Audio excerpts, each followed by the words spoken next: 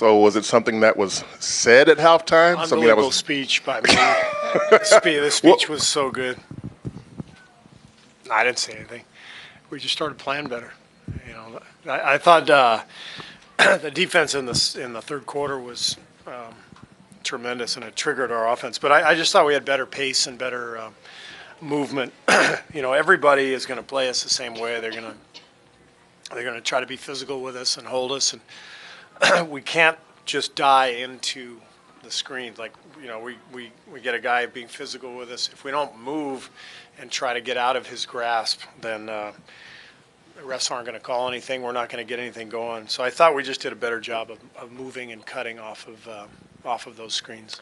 McCaw had a season-high 7 makes tonight. What do you? I mean, there's been a lot of 0 makes, 1 makes throughout the season. What do you think's woken him up aggressiveness-wise, getting to the rim the last few games, really? Well, I mean, last game he was really good. Made some big plays against Cleveland. Made some shots, and so I think that carried over into tonight. He's a young player, so he's going to be up and down, and he's scoring is sort of third or fourth on his list. You know, he's a defender primarily in his own mind, I think. You know, he's a distributor and a defender.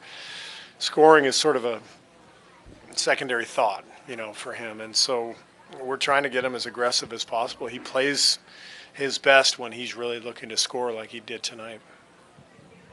Hey, Coach, Sean had a pretty good game coming back. What was it like to have him to kind of have a stabilizing force and at the point guard position? Yeah, well, when Steph's out, I prefer to start Sean and then bring Andre off the bench so that I always have one of them on the floor. I mean, those guys are kind of the steadying hands for us in many ways.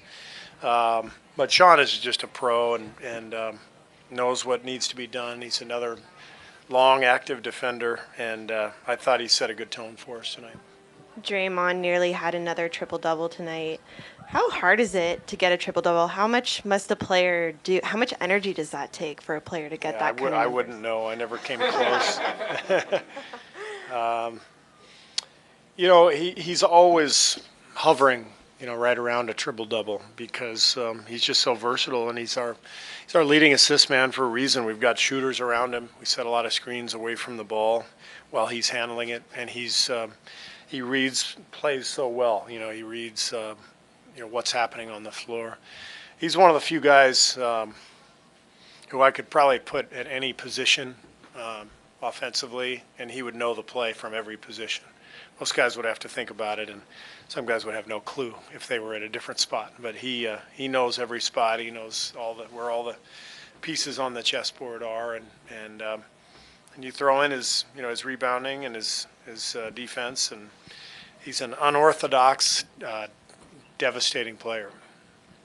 Steve, when you look at Kevin's game tonight and these past 10 games when Steph's been out, how has he gone about being able to balance everything with taking the higher load, the scoring, while making sure everyone else is still doing their thing? He just has a good feel for that. I think he knows that when he really moves and is active at both ends, how dominant that is for us.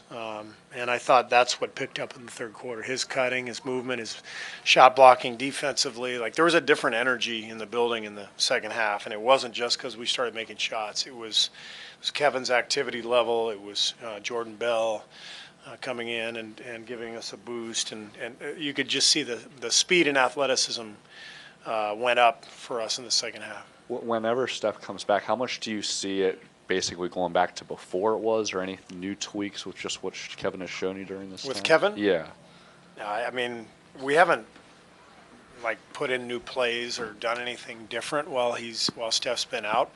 It's basketball. So the beauty of KD is that he knows how to play, whether he's dominating the ball or playing off the ball, and it doesn't seem to bother him if he doesn't have the ball in his hands. So he'll adapt, and we've been together with this group for a year and a half with KD, and so he'll be very comfortable when Steph comes back. You got 63 points from the bench today. Was that part of the plan on the offensive end? That was what I told the guys at shoot around. I said I want at least 60 points from you guys.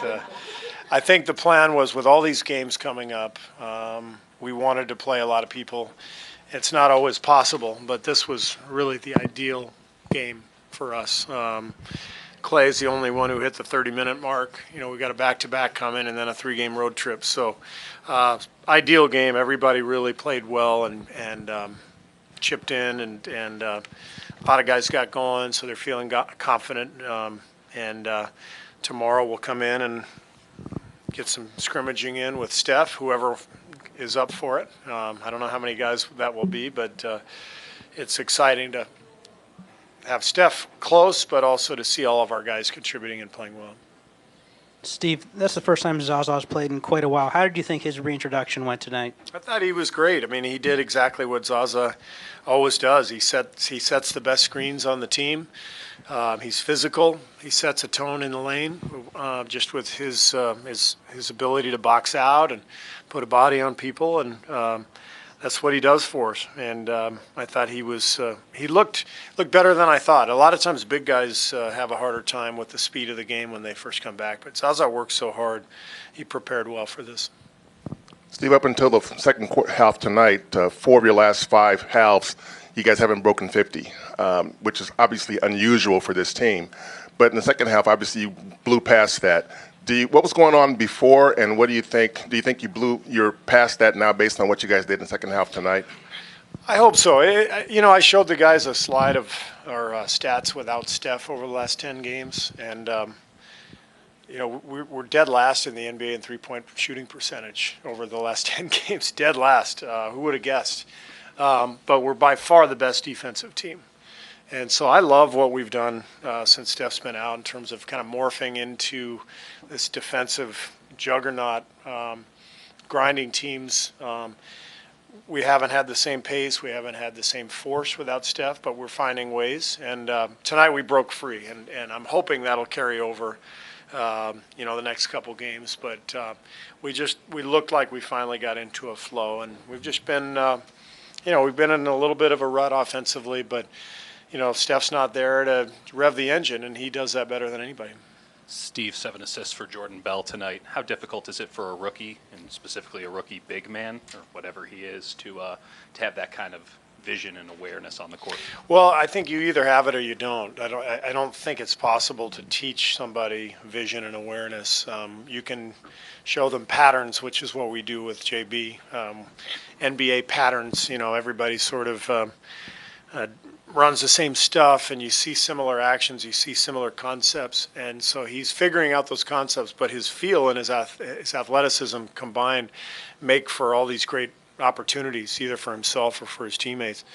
And a lot of teams are blitzing the screen when he's setting it, and so he's getting that ball in the pocket, and he's got a lot of options. He's made some good plays, made some bad ones, but he's feeling it, and he's starting to see all those pictures. So it's really been a good experience for Jordan. Sticking on Jordan for a second, he had a play on Mitchell, kind of like the verticality that Roy Hibbert. Yeah. How big of a teaching lesson has that been for him this year, and trying to get him to do that? And how pumped were you guys to see him? Yeah, early in the season he was swiping down. He'd go up at the rim and he'd swipe down. It's an automatic foul if you swipe down in the NBA, and if you keep your hands up, it's automatically not a foul. Even if you're drifting and bumping the guy's body, it's just this determines whether it's a foul or not. And so once he got past the swiping down and started just holding his hands high, he became a devastating rim protector because, boy, it's hard to shoot over the top of that guy. He's so high up in the air. Thanks a lot.